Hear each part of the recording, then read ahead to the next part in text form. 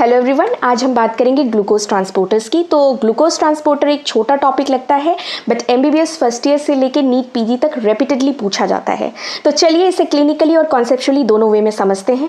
सबसे पहले, glucose cell membrane को डायरेक्टली क्रॉस नहीं कर सकता because it is a polar molecule, इसलिए बॉडी उसे ट्रांसपोर्टर्स देती है कॉल्ड ग्लूट ट्रांसपोर्टर्स, जो फैसिलिटेटेड डिफ्यूजन से काम करते हैं।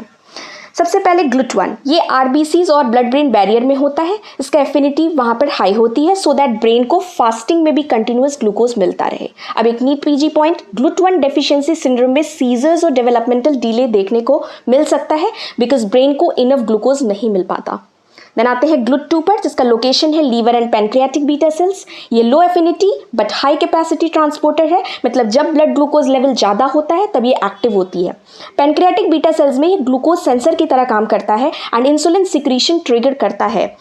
इसका clinical integration is Fanconi-Bickel syndrome is associated with GLUT2 defect. अब आते हैं GLUT3 पर, ये न्यूरॉन्स में होते हैं और इसकी एफिनिटी सबसे हाईएस्ट वहाँ पर होती है because neurons can not tolerate low glucose supply. अब आते हैं सबसे इंपॉर्टेंट ट्रांसपोर्टर पे, GLUT4 पे, जिसका लोकेशन है skeletal muscle, adipose tissue and heart.